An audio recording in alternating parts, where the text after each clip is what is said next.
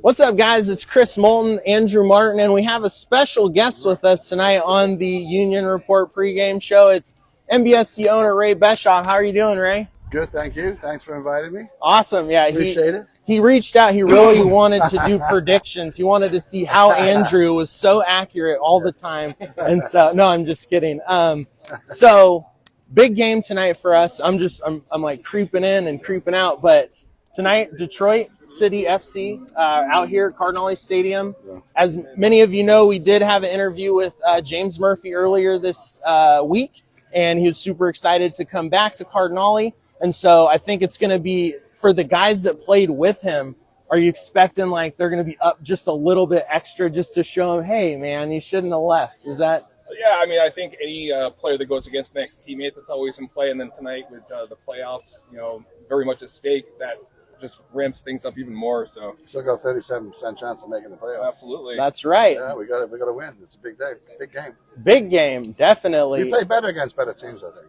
That's what I've noticed over the last couple of years. Yeah, we do play up well. Yeah, we play up, but the playing down part—that's unfortunate. Yeah, it is what it is. Yeah, so, yeah. But we'll fix that.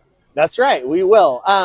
So I know it's a little bit different because Ray is here with us, and I'm still here. Don't worry. But my first question, I think that I personally, as a fan, really want to know is, what is your vision for the club? What's the long-term goal, I think, as far as, what you're aiming at? Well, that's a good question. I mean, obviously, when we came here, my predominant factor was, number one, I love soccer. Number two, I did notice that there's no professional sports in Monterey or, Salinas. I live here with my kids, and so I thought it'd be a great thing to bring something like this. This stadium was absolutely unused. It was I don't know if you're familiar with it, but it wasn't being used at all. I'm sorry. So so my first goal is I want the community to embrace the team, which I think they've done a good job at. Like, I'll tell you a small story. I was at a gas station the other day, and having been in the car business before, a woman pulled in with a brand new Volvo. And she got out to put the gas in. And I said to her, hey, how do you like the car? And she goes, I'm a soccer mom, so this car is great. And I really like it. And I go, do you ever go and watch the Union? She goes, oh, my God, the Union. I love the Union. I'm a season ticket holder. And my kids just constantly talk about the Union. That was a tremendous moment for me. I thought, okay, what we're trying to do is having some sort of success if you get these people saying that. And that's what I thought. Yeah, it was cool. Awesome. So I want to grow that. I mean, I'd love the stadium to be full every game. I think we have a really good crowd tonight. I think we may have close to 5,000 tonight, which is one of our better crowds. Yeah. For at the end of the season, we're a little bit inconsistent sometimes. Sometimes we get 3,000, and I wish it was more. Yeah. So I think there's still people who don't know about us or still learning.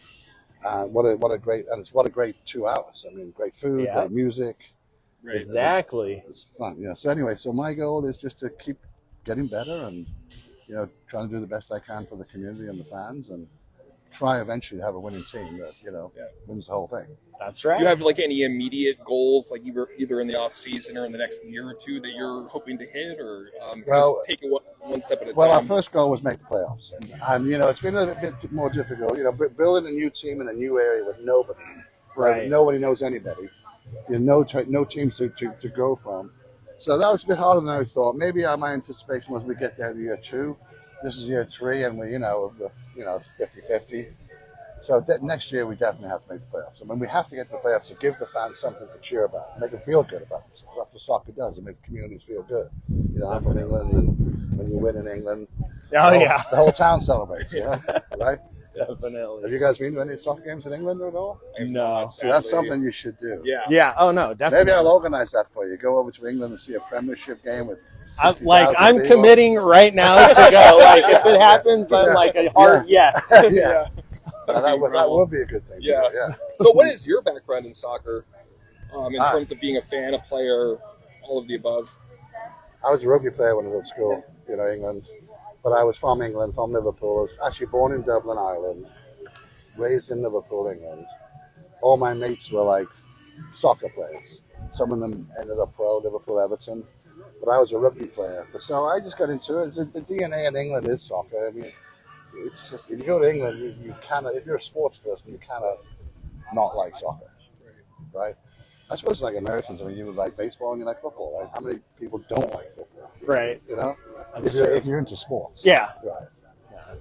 No, that's... And what motivated you to own a professional soccer team?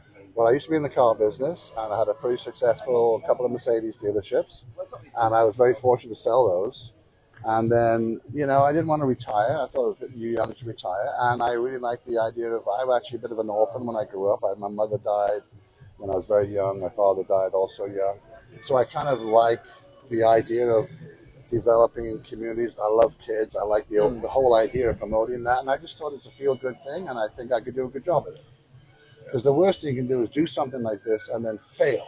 Yeah. You know, like it's miserable. You know, no one's coming. This team's terrible. You know, you're not doing the right thing. So we do a lot of good things. The players go to charities. They go to hospitals. They go to events. Oh, yeah. Promote schools.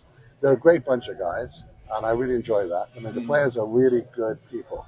All the people I know who meet them say, "Oh, they're great players, polite."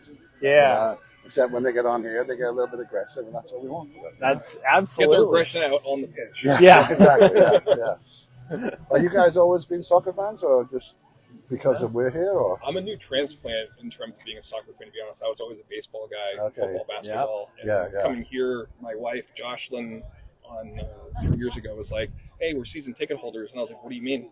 And she'd gone and gotten a season tickets, and she wasn't a soccer fan either. Just thought it sounded fun. So over the last 3 years, I really thrown myself in, and now it's my favorite sport. Yeah, it's cool. I mean, we have some great fans. We have about 3 or 4 supporters clubs now that are building. You know, and we've got Dan who does this little trip with the play and the kids, and so all good. You know, all good. You know, everything never goes completely smoothly. There's always issues. You know, we had a coaching change recently that people, some people didn't like it and some people understood it. It's just one of those things that we try, from my perspective, I just try to do the right thing for the club at all times, which I think will benefit the community. I think we're good owners. I think we have good players. I think we have a good relationship with all our sponsors. And, I think we've done as good as we could do. And I think we've done a great job in the stadium. Oh, yeah. Absolutely. Yeah, because I remember what it looked like when I first moved here. Yeah. It was just like dusty bowl. Basically. Dusty bowl. Yeah, I know.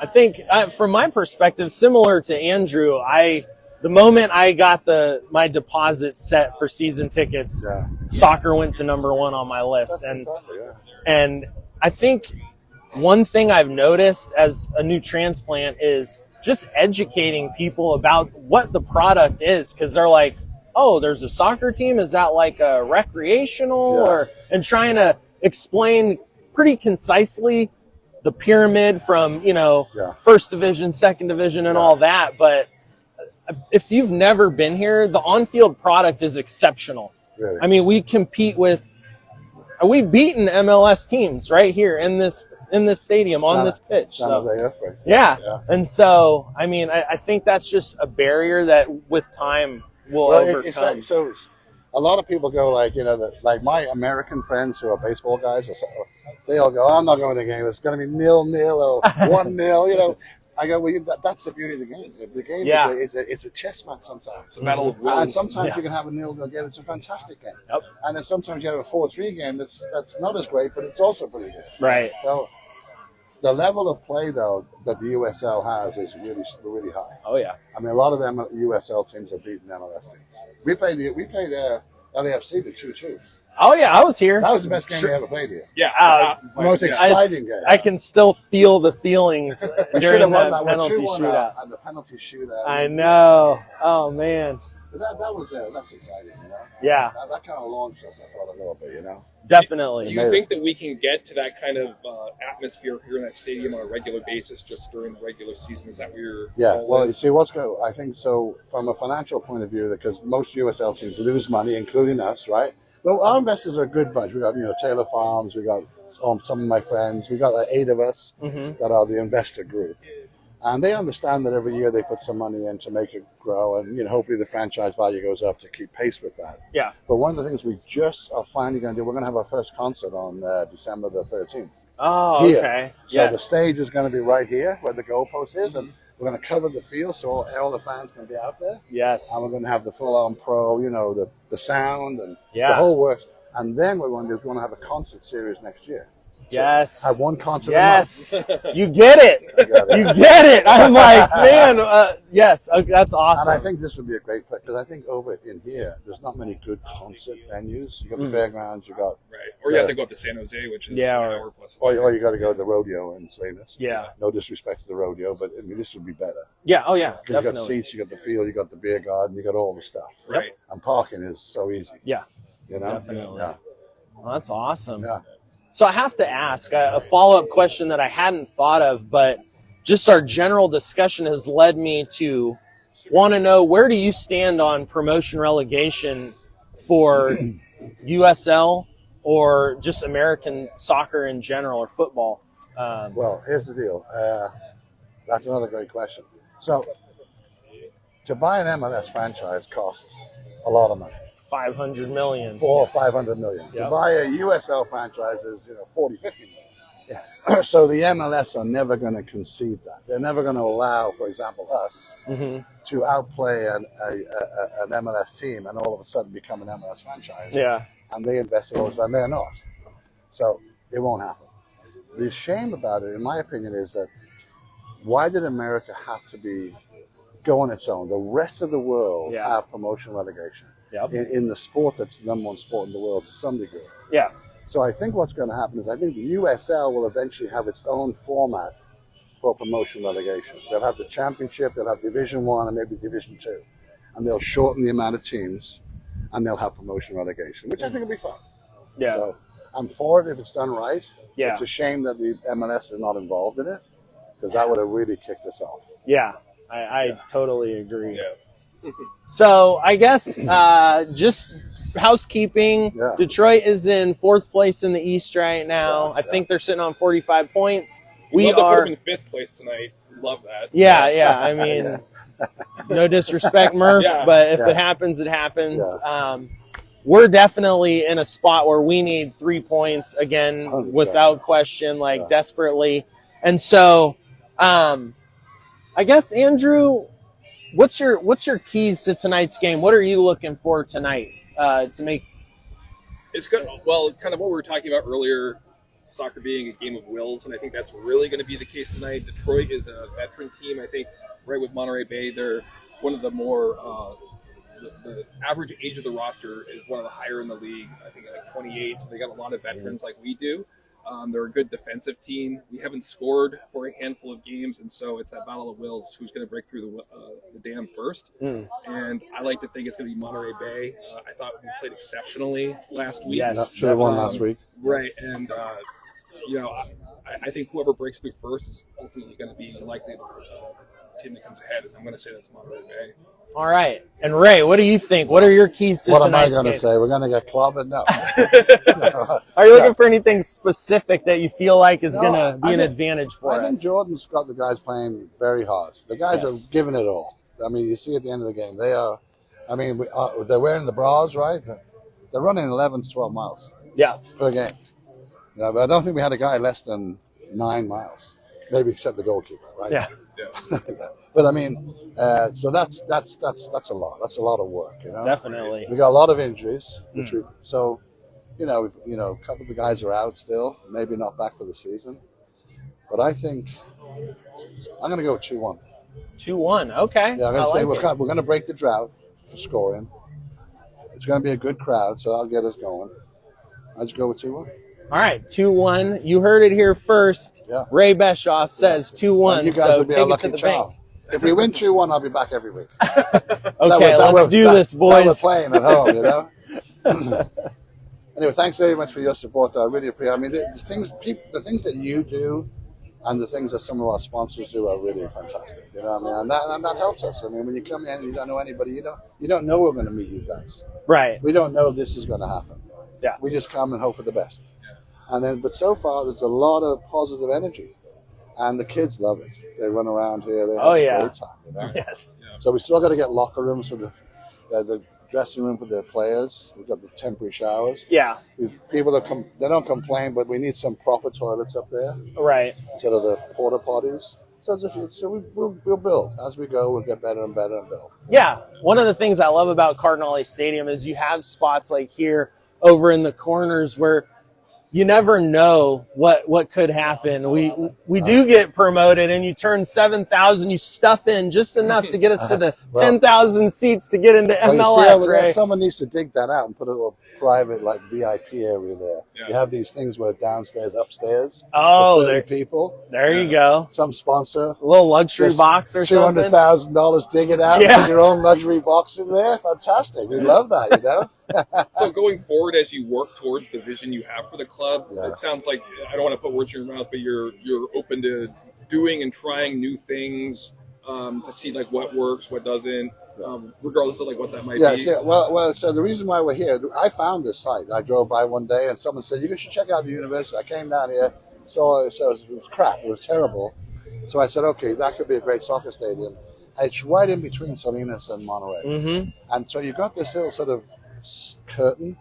So you got Monterey, fishermen, bit of wealth, and you got Salinas, working class, Hispanic, a lot of farmers, love soccer, DNA soccer.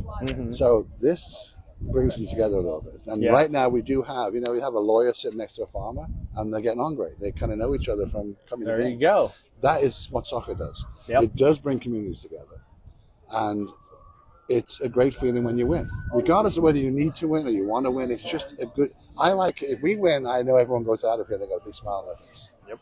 And if we lose a tough one, they still leave happy, but wish they win. Right. You want to win for them. Right. Awesome. I do anyway. Well, I think that's all the time we have for today. Thank you. That's all right. I hope it worked. Ray, thank you so much for coming on for the show. And you guys let me know, all right? I will honor those tickets for you. Okay, all right. You got to go to Anfield. Oh, have you ever seen You Walk Alone on TV? Yes. You've actually seen the video. Yes. You Walk Alone, the fans singing. Yes. I will guarantee you'll not be able to go there without weeping. It is such an unbelievable thing. It has to be a bucket list thing. Well, I mean, I'm connected to Liverpool, so if you guys say we're going over to England, I'll sort the tickets out for you. Well, if we need like a second team gaffer, Jurgen Klopp is available from what I understand. So if you could give him a call. I said second team. So, Thanks, Ray. So again, we're still live. Ray Beshoff was here. I think the guys are going to be coming out a little unorthodox today, but I feel really good about today's show and just kind of hearing from the man himself. And so I'm going 14-0 Monterey. I didn't put in an official guess there, so 14-0 for sure. Yeah. I'm going to go 1-0. 1-0. Yeah. I don't know who's going to score, but I'm going to say 1-0. 1-0. Hey, well, either way, we're winning. So, and Ray was 2-1. That was his guess. Okay, so we're excited tonight. We've already run into Murph. We talked to Maury Donor. If you guys are looking to swap bobbleheads, come find me because I got 2 of the same player. So let's make this happen. Enjoy some refreshments. Get out there. Fresh new merch. New merch just dropped.